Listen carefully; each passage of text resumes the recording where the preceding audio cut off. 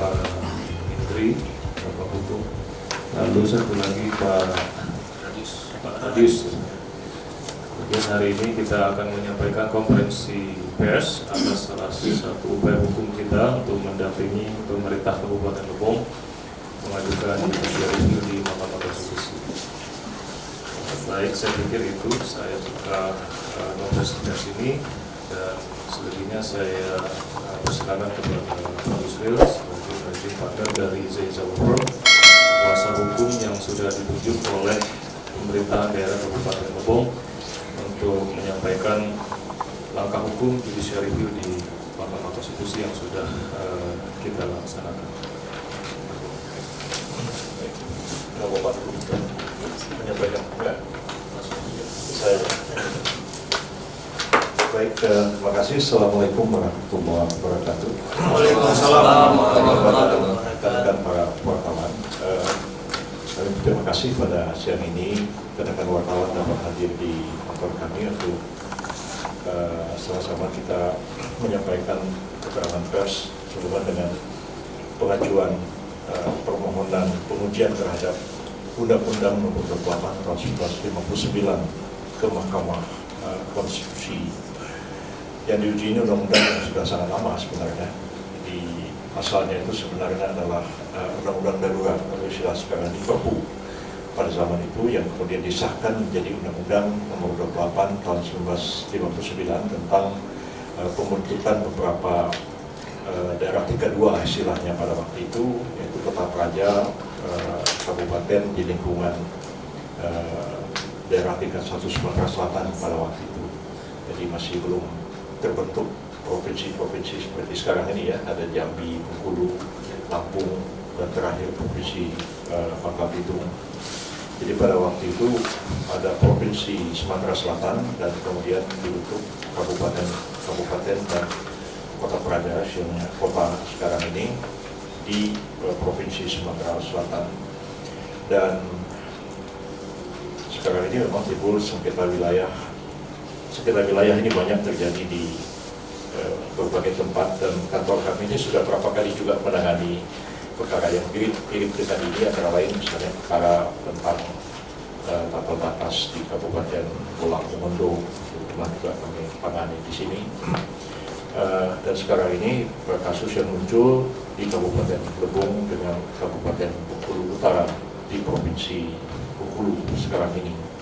Persoalan ini sudah berlarut-larut sejak tahun 2015 yang lalu, dan berbagai upaya negosiasi untuk menyelesaikan persoalan ini, baik di tingkat daerah maupun di tingkat pusat, itu sudah beberapa kali dilakukan, tapi tidak ada langkah penyelesaian yang konkret.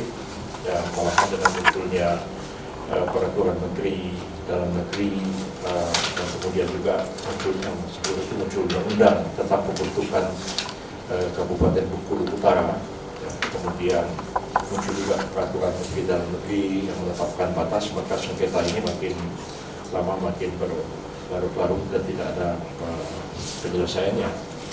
Kami sendiri sudah melakukan diskusi dan melakukan studi tentang masalah ini cukup panjang sebenarnya. Barangkali ini termasuk satu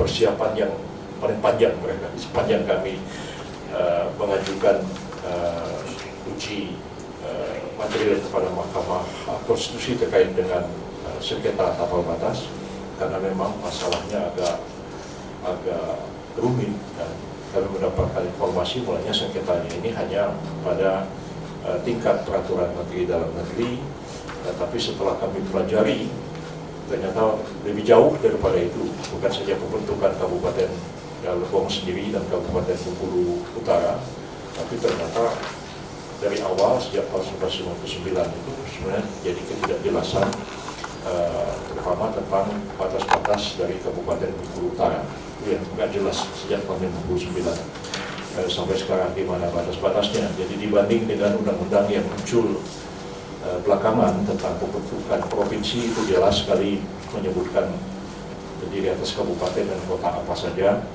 Pembentukan kabupaten kota jelas menyebutkan terdiri atas kecamatan apa saja.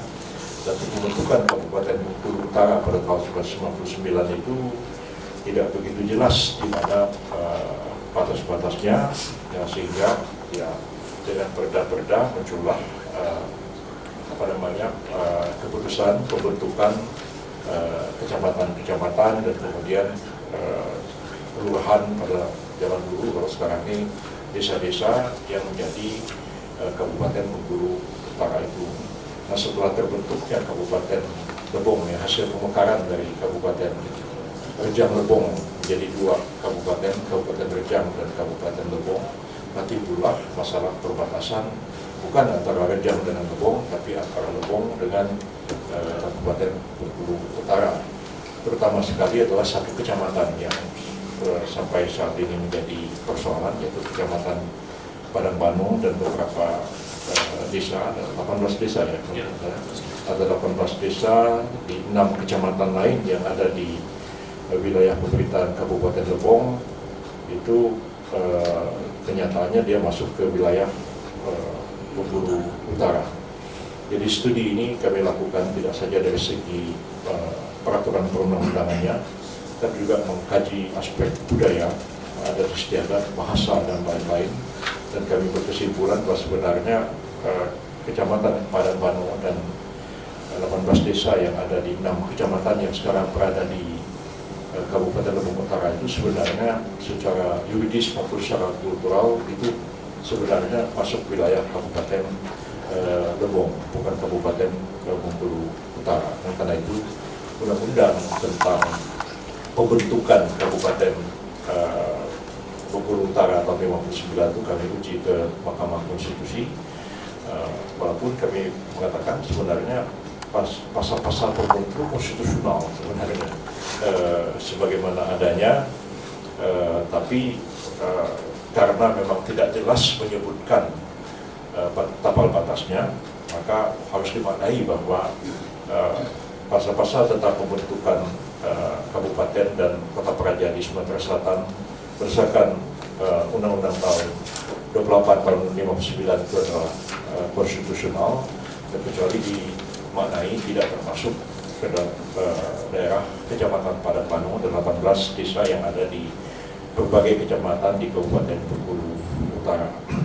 Jadi ini yang pertama kali kami ajukan ke Mahkamah Konstitusi, dan setelah itu memang harus ada follow up-nya, ya. Follow up-nya juga tentu harus ada perubahan pada peraturan Mendagri dan beberapa peraturan kabupaten kota, peraturan Kabupaten Bengkulu Utara sendiri, ya, dan juga harus direvisi. Jadi kalau ini selesai, mungkin ada tahapan selanjutnya bagaimana kita harus merevisi peraturan itu. Kalau tidak direvisi, mau tidak mau harus diuji ke Mahkamah Agung untuk dibatalkan satu demi satu, mulai dari pembatalan pembentukan kecamatan dan desa yang ada di Bengkulu Utara, termasuk juga terakhir adalah peraturan Mendagri tahun 2015 ya, tentang tapal batas dua kabupaten itu yang juga harus diuji ke Mahkamah Agung. Jadi pekerjaan kami ini sebenarnya mulanya itu sedikit tapi jadi melebar, ya, tapi ya insya Allah akan kami kerjakan semua. Jadi itu intinya, dan sudah dituliskan di sini. Tadi kan kalau dia mau tanya, bahwa silakan tambahkan juga. Maka dari pemerintah kabupaten menambahkan apa yang telah kami sampaikan. Terima kasih. Assalamualaikum warahmatullahi wabarakatuh. Waalaikumsalam warahmatullahi wabarakatuh.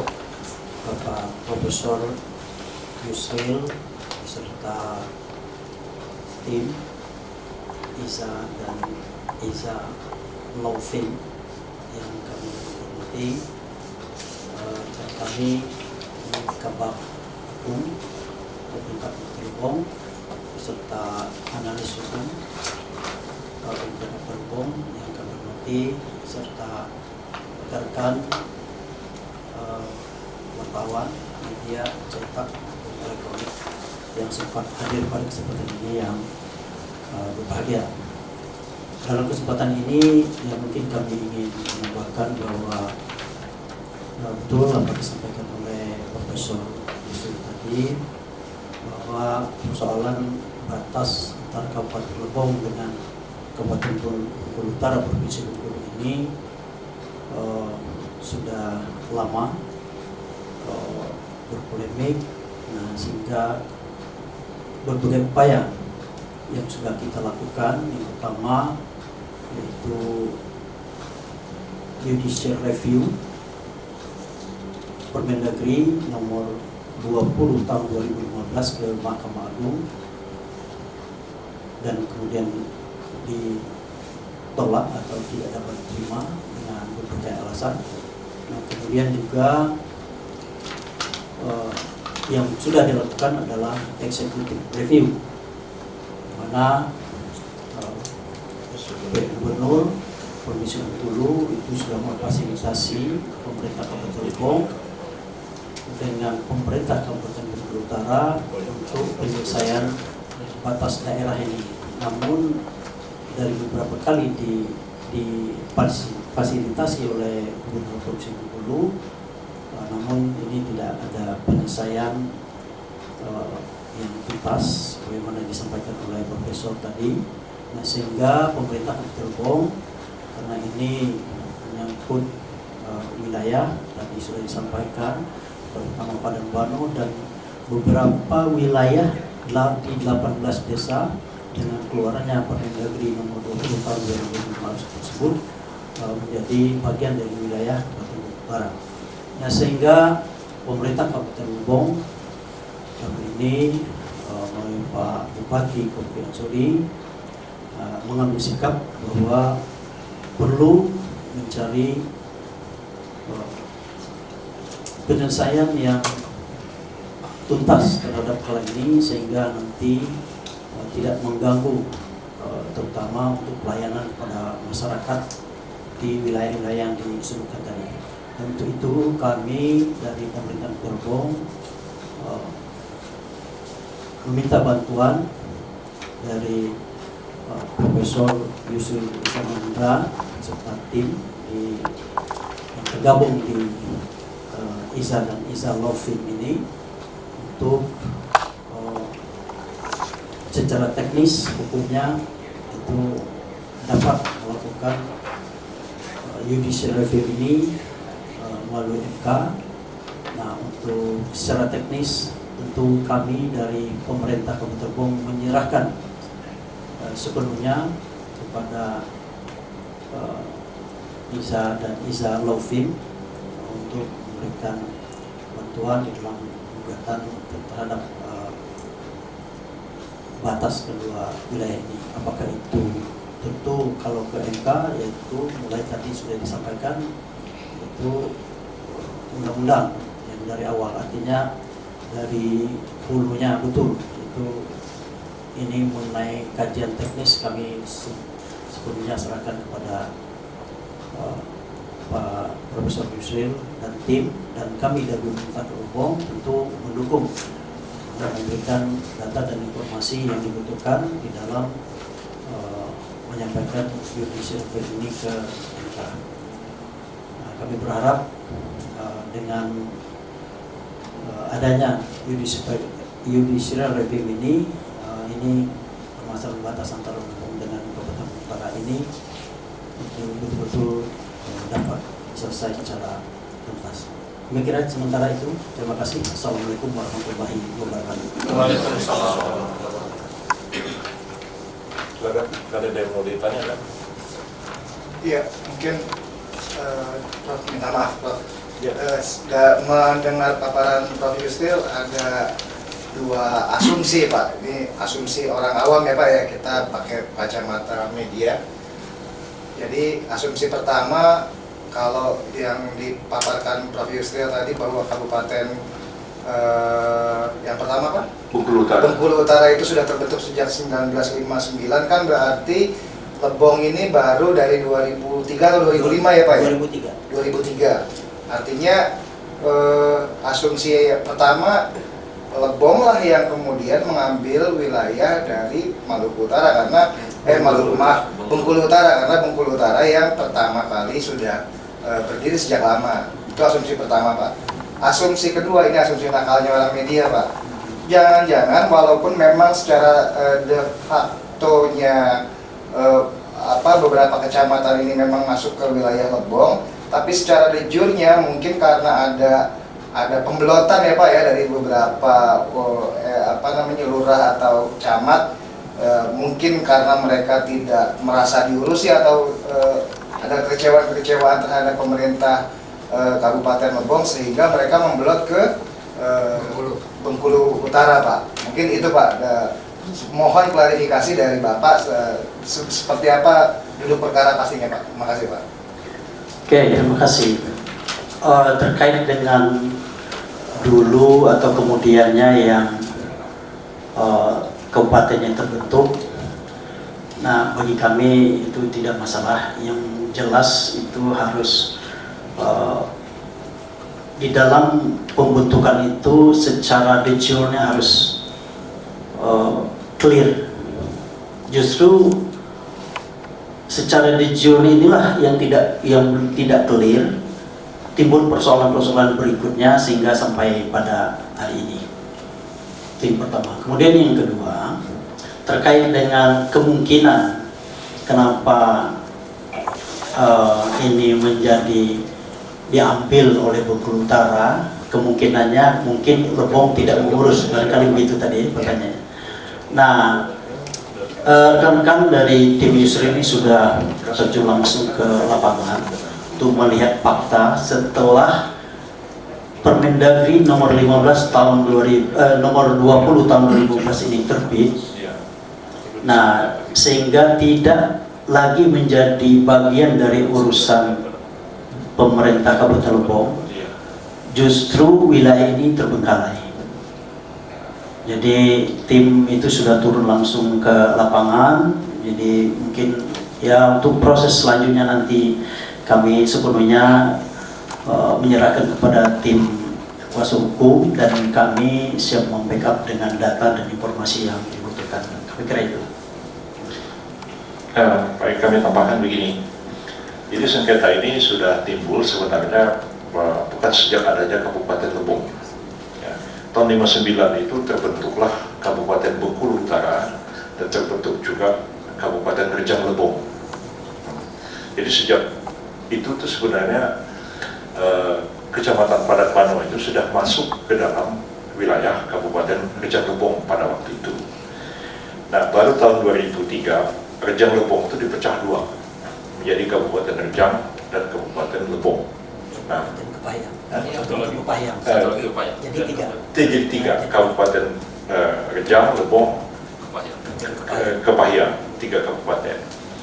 Nah, jadi urusan yang lama ini, kalau sekarang ini buat ke Mahkamah Konstitusi, kan tidak bisa lagi pakai nama Kabupaten Rejang Lebong. Kabupaten Rejang Lebongnya itu sudah tak ada. Yang ada Kabupaten Rejang, Kabupaten Lebong, Kabupaten Kepahyang. Dan yang karena Padang Mano itu terletak di Rejang Lebong yang sekarang menjadi Kabupaten Lebong. Jadi sengketanya antara Kabupaten Lebong dan Kabupaten Bengkulu Utara.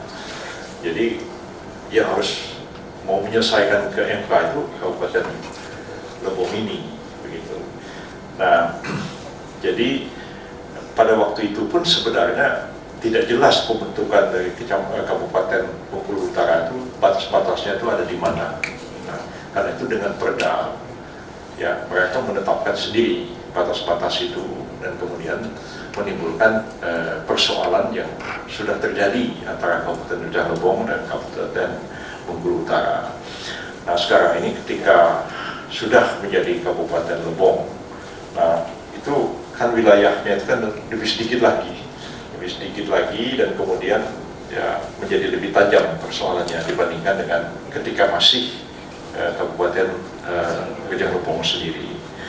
Nah, jadi kalau dikatakan kenapa baru sekarang muncul, ini sudah lama sebenarnya. Nah, cuma sekarang ini, makanya ketika kita mau melakukan pengujian kepada Mahkamah Konstitusi, itu pengujiannya justru terhadap Undang-Undang 28 tahun 59 yang tidak jelas di mana batas-batasnya itu. Nah, jadi memang itu banyak asumsi ya. Biasanya kalau ada sengketa seperti ini, ya karena ada tambang misalnya. Dulu di Pulau Mongando ya ada tambang emas yang diperebutkan antara 2 kabupaten. Di kampung saya juga ada sengketa antara Kabupaten Bangka Utara dengan Kabupaten Kepulauan Riau Selatan itu ya, Kabupaten apa namanya itu, pokoknya yang masuk Kabupaten Singkep itu.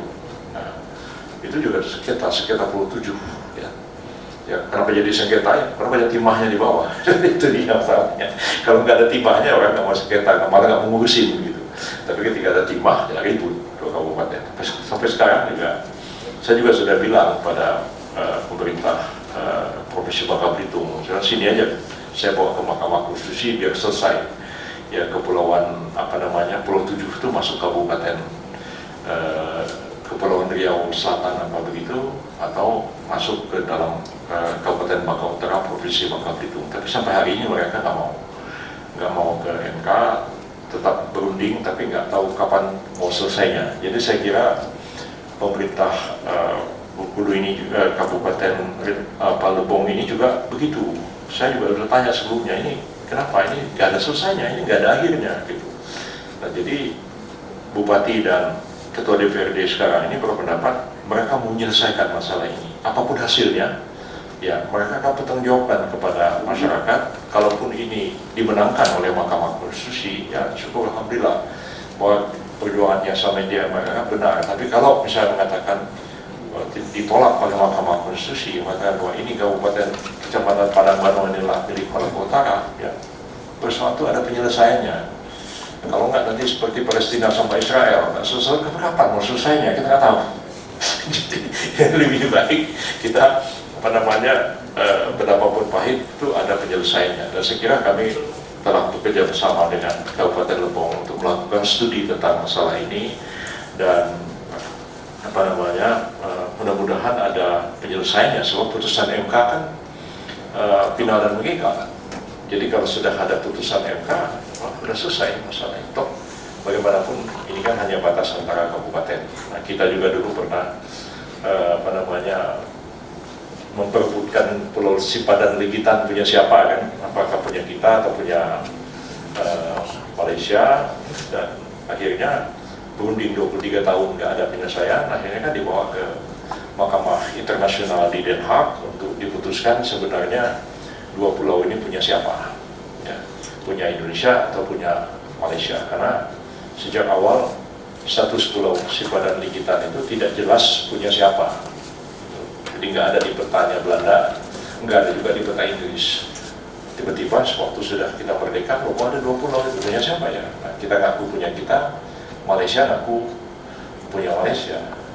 Jadi kita sebenarnya sepakat di Mahkamah Internasional, suruh Mahkamah Internasional putuskan ini pulau sebenarnya punya siapa, punya Malaysia atau punya kita. Apapun putusannya kita akan terima. Jadi kita nggak pernah kehilangan dua pulau, karena dua pulau itu memang dari awal nggak jelas punya siapa. Itu dia. Itu ya. Jadi secara politik kan wartawan kan digoreng-goreng. Ya. Nah, ini Indonesia kehilangan dua pulau. Mana nggak pernah kehilangan. Dari awal juga nggak jelas punya siapa. Karena pulau itu diperebutkan punya siapa. Jadi saya kira status Padang Bano pun juga begitu. Ini kan dipersengketakan masuk Kabupaten Lebong atau masuk Kabupaten Bengkulu Utara. Nah, jadi biarlah MK yang memutuskan, dan argumen. Kalau ini sih kita mengajukan permohonan, inisiatifnya datang dari Kabupaten Lebong, Bengkulunya pasif. Tapi saya nggak tahu, mereka bisa aja minta sebagai pihak terkait kan, ya, atau kalau mereka gunakan haknya. Ya, atau kalau MK pada perlu, MK akan panggil juga mereka untuk dimintai keterangan. Nah, tapi kalau sengketa Sipadan Ligitan tuh nggak ada tergugat, nggak ada penggugatnya. Kita nggak gugat Malaysia, Malaysia nggak gugat kita. Dua-duanya bawa persoalan. Ini ada Pulau Sipadan, Pulau Ligitan. Kami bilang ini punya kami, Indonesia bilang ini punya kami. Sekarang Anda putuskan ini punya siapa. Kita nggak gugat Malaysia, Malaysia nggak gugat kita. Ini juga bukan menggugat sih, tapi di MK artinya Kabupaten Lebong yang inisiatif untuk mengajukan permohonan. Artinya selama ini nggak ada konflik Prof, antara Bengkulu Utara dengan Lebong dalam proses perebutan wilayah ini? Konflik hukum ya, tapi kalau konflik fisik saya kira enggak. Udah berantem mau bergabung enggak? Ya enggak juga sih kalau konflik apa antar warga itu enggak. Cuman ini yang perlu kami sampaikan tadi, menyambung apa yang pertanyaan yang kedua tadi, apakah kita tidak urus terus mereka membelot? Itu terbalik. Justru kita urus dulu. Itu ada 5 desa. Nah 5 desa itu tapi kan sudah masuk di materi gugatan semua itu. Dengan Permendagri itu kan wilayah itu masuk ke Bengkulu Utara. Nah 5 desa itu, yang desa-desa itu hanya satu yang versi Bengkulu Utara, yang kita desa Padangbano, kecamatan Padangbano, terus ada salah satu desanya desa Padangbano. Ada 4 desa lainnya. Nah desa Padangbano itu ada versi mereka sebut Renajaya, desa Renajaya. Yang 4 desa ini itu menjadi bagian dari dusun, atau bagian dari desa di kecamatan-kecamatan yang ada di Bengkulu Utara.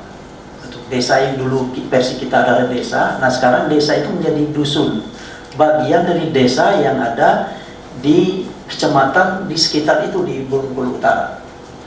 Nah itu. Dan tentu karena itu jadi dusun, untuk mendapatkan pelayanan yang tadinya mereka dusun berdiri sendiri definitif, ya, mereka sekarang jadi dusun. Dulu mereka desa definitif, tentu pelayanan di desa itu sendiri, ya. Nah sekarang sejak menjadi dusun, bagian dari desa di wilayah kecamatan di sekitar itu, ya, di Bengkulu Utara, Kabupaten Utara, mereka untuk mendapatkan pelayanan itu sampai 50 km jarak untuk dapat ke desa induk mereka sekarang. Padahal mereka dulu adalah desa. Nah itu sebagai gambaran bagaimana pelayanan terhadap masyarakat di situ. Tetapi persoalannya bukan itu. Awal tadi sudah disampaikan oleh Profesor, itu ada ketidakjelasan masalah batas antara Rejang Lebong dengan Bengkulu Utara pada saat pembentukan Bengkulu Utara dulu. Nah itu awalnya situ. Makanya kita ini oleh kajian hukum dari Pak Yusril dan kawan-kawan ini, itu gugatannya itu masuk ke MK. Jadi itu. Mungkin boleh nambahin sekali lagi Pak. Ya. Jadi persoalan ini kita sebenarnya sudah tahu beberapa minggu yang lalu ya Bang ya. Dan kemarin kita pas lagi di Kemendagri ya. Ya di Kemendagri itu ada orang demo teriaknya apakah dia dari Bengkulu Utara atau dari Lebong, kita nggak tahu Pak, karena kita tidak ikut, tapi dia memang menuntut sekali terhadap Kemendagri soal tapal batas. Tuntutan demo mereka, apakah itu orang-orang berapa saya nggak paham Pak. Tapi memang persoalan itu tidak dianggap tidak seksi lah Pak oleh teman-teman media, sehingga tidak ada yang meliput atau tidak, saya nggak ngerti lah itu gimana koordinasinya. Cuma yang ingin saya tanya Pak, tadi Prof. Yusril pasti menjelaskan bahwa ketika sebuah wilayah menjadi rebutan ini kan karena ada potensi Pak, potensi alamnya, apakah ada emasnya, ada tembaganya atau ada apakah. Nah apa yang seksi dari wilayah yang sedang diperebutkan ini Pak, itu satu Pak. Yang kedua kemudian upayanya seperti apa Pak, komunikasi dan penyelesaian yang dilakukan selama ini dengan pemerintah di Bengkulu Utara, karena saya lihat ya, impact-nya itu ada demo-demo di Kemendagri, itu kan berarti ada ketidakharmonisan Pak antar masyarakat di ini, jangan sampai nanti ada perang antar kampung kan Pak gitu Pak. Jadi karena itu sudah mengemuka di permukaan sehingga itu dianggap sebagai sesuatu yang meruncing gitu Pak. Itu saja mungkin dari saya Pak. Terima kasih. Apa yang seksi tadi ya, itu yang saya garis. Jadi kalau bicara seksi, artinya kita harus tahu apa potensi yang ada di dalam itu ya, di bawah bumi itu. Nah kemudian apa potensi yang ada di atas bumi, yang mungkin perkebunan atau mungkin ada mineral yang terkandung di dalamnya, itu soal lain. Nah, bagi kami, pemerintah Kabupaten Lebong, khususnya masyarakat Lebong, masyarakat adat Lebong, bahwa Padangbano itu menurut sejarah yang kami yakini bahwa itu adalah memang dari sejak nenek moyang dulu itu adalah wilayah Lebong, dan penduduk awalnya di situ ya penduduk yang ada dari wilayah-wilayah Lebong. Ya. Nah sekarang itu yang versi di Bengkulu Utara itu kan sejak ada transmigrasi yang ke sana itu secara teknis nanti silakan nanti mungkin yang perlu disampaikan oleh tim di sini. Itu kalau soal segi. Jadi memang kita pemerintah Kota Lebong dan masyarakat Lebong itu memang bagi kami itu adalah Padang Bano itu memang milik kami. Nah itu secara sejarah itu milik kami, dan penduduknya itu ya kalau menurut teori bagaimana pengembangan desa ya itu memang ya penduduknya mulai dari ya bertani di sana terus berladang dan segala macam itu ada teori yang antropologi ya Pak. Itu memang seperti itu masyarakat Lebong, memang dari awal masyarakat Lebong sudah ada di sana. Nah kemudian yang kedua tadi apa? Yang demo. Iya, potensi konflik, upaya komunikasi dengan pemerintah Bengkulu Utara. Ya, yang betul. Jadi memang ada sebagian dari masyarakat Lebong yang kemarin mungkin menyampaikan aspirasinya ke Mendagri. Nah, termasuk salah satunya terkait masalah batas. Sebenarnya itulah bagian dari masyarakat Lebong yang secara psikologis itu minta bahwa pemerintah Kabupaten Lebong betul-betul serius mengurus masalah penyelesaian batas ini, dan mereka tahu bahwa kita sudah meminta bantuan dari tim Pak Yusri itu sudah minta. Nah mungkin mereka selama ini Pak ya, mungkin mereka tidak tahu proses kita sampai pada tahap hari ini, tahap press conference mereka tidak, dan memang itu kita keep. Kenapa? Kita masih dalam proses untuk tim dari Pak Yusril itu lagi proses pengumpulan data sampai pada saatnya nanti sudah memang harus diketahui oleh masyarakat. Kita akan lakukan press conference itulah yang dilakukan pada hari ini. Tetapi selama ini sebenarnya mereka itu sangat menginginkan pemerintah Kota Lebong itu serius betul-betul mengurus persoalan terbatas sehingga nanti terdapat menjadi penyelesaian yang tuntas dan Padang Belano itu menjadi bagian dari wilayah Lebong. Itu sebenarnya. Jadi, makasih. Oke, saya mau bertanya ke Prof. Yusril.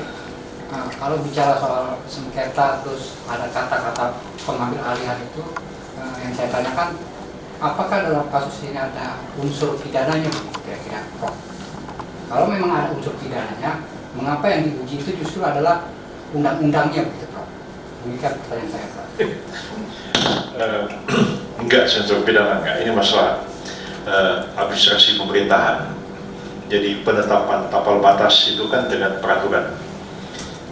Kalau sekarang sebenarnya sudah lebih tertib ya, karena sekarang ini pemekaran provinsi, kabupaten, kota itu kan memang harus dengan undang-undang. Dulu pun juga sama. Dan sekarang ini sudah lebih detail. Bahkan saya ingat waktu saya mendraft undang-undang itu pembentukan Kabupaten Kayong Utara yang saya ingat saya draft itu bahkan sampai koordinatnya ada, menentukan berapa pulau di Selat Karimata itu yang menjadi bagian dari Kabupaten Kayong, Kabupaten Kendawang itu sudah pakai koordinat dan dilampirkan petanya dan dinyatakan dalam undang-undang peta ini merupakan bagian yang tak terpisahkan dari undang-undang ini. Jadi kalau itu sebenarnya sudah kecil kemungkinan terjadinya sengketa di kemudian hari. Nah, tapi ini kan undang-undangnya tahun 59, ya tahun 59 itu ya koordinat pun mungkin belum ada alatnya, zaman GPS belum ada waktu itu ya. Jadi masih sangat tradisional, sehingga wajarlah kalau di kemudian hari itu akan timbul sengketa seperti ini. Nah, apalagi sudah terbentuk pada waktu itu Provinsi Bengkulu, ada kabupaten, masih Sumatera Selatan ya pada waktu itu Pak ya, belum ada Bengkulu. Jadi ada pembentukan Kabupaten Bengkulu Utara dan ada pembentukan Kabupaten Rejang Lebong.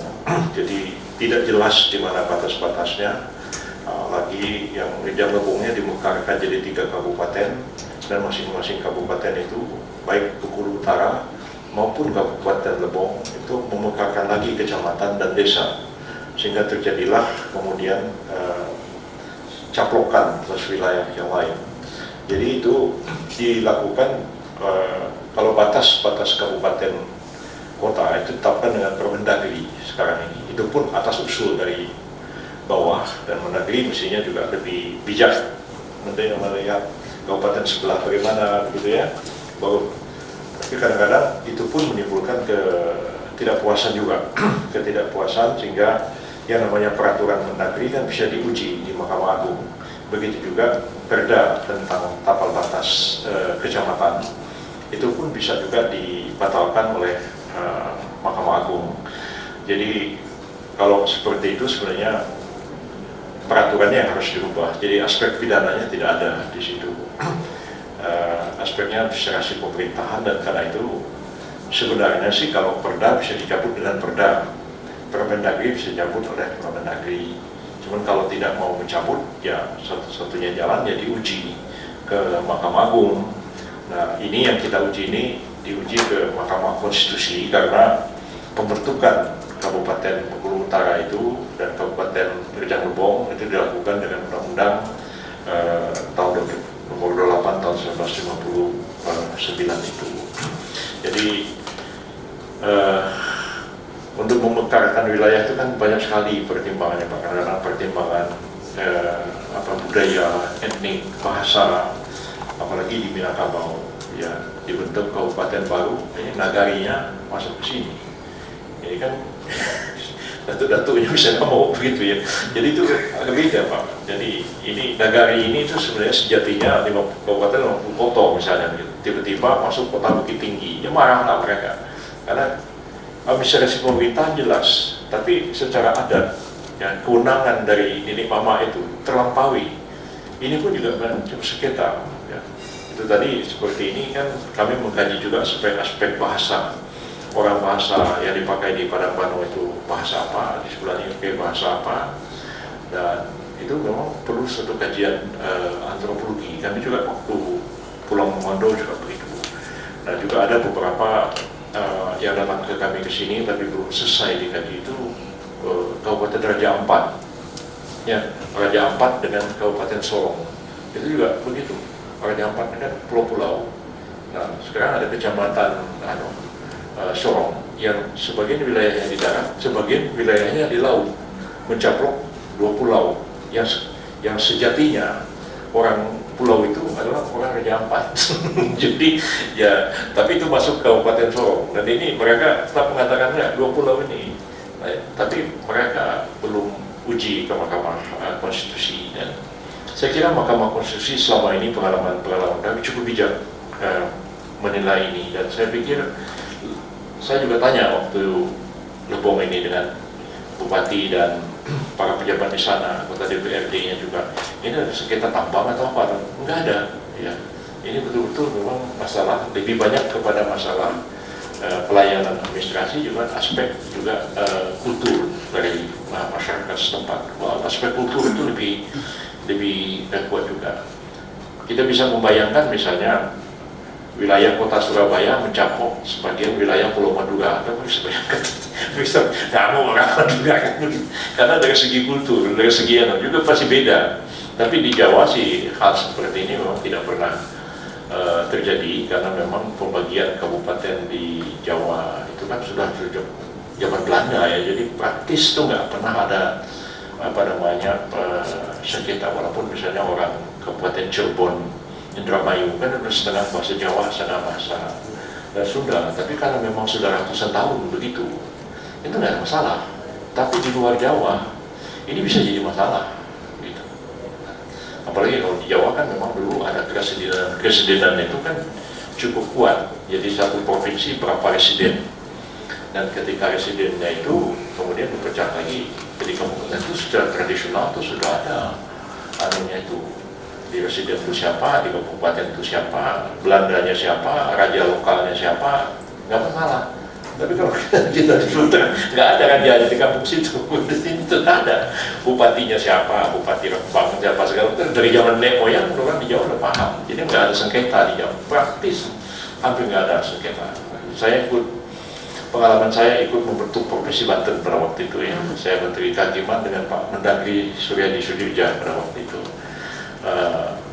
Ketika di Paripat, kami nggak ada sengketa. Walaupun kita tahu yang namanya Kabupaten Tangerang dan Kota Tangerang itu kan sebagian orang Betawi, Pak. Ya Betawi. Jadi di situ ada orang Bantennya sendiri di kerajaan Bantennya di Serang itu pakai bahasa Jawa, sini bahasa Sunda, tapi sini Betawi. Dan kalau peta Jepang itu menyebut Jakarta itu mulainya dari Balaraja itu sampai ke Lembah Abang. Saya lihat peta Jepang itu yang dibilang Jakarta kata Jepang. Begitu. Jadi saya pikir Jepang itu benar. Ya, Jepang menganggap yang masuk Jakarta itu adalah orang yang berbahasa Betawi. Jadi orang bahasa Betawi itu mulai dari Balaraja ke sini. Ya. Kalau Balaraja ke sana itu sudah kulon, istilahnya sudah masuk Banten. Tapi kalau Balaraja ke sini sampai ke Lembah Abang itu antara Bekasi dengan Kerawang. Itu sebenarnya penduduknya itu menggunakan bahasa Betawi. Itulah oleh Jepang disebut Jakarta. Canggih juga orang Jepang. Jadi dia melihat begitu. Orang Jepang mendefinisikan orang Betawi adalah orang di Pulau Jawa yang berbahasa Melayu. Jadi bukan bahasa Jawa, bukan bahasa Sunda. Dan dia buat peta sendiri yang berbeda dari petanya Belanda. Jadi kita selesaikanlah masalah-masalah begini. Mudah-mudahan yang penting itu masalahnya sudah akhir ya. Saya kira sudah cukup jelas ya. Terima kasih banyak. Semoga ini terkabul maksud dari masyarakat kampung ini. Assalamualaikum warahmatullahi wabarakatuh.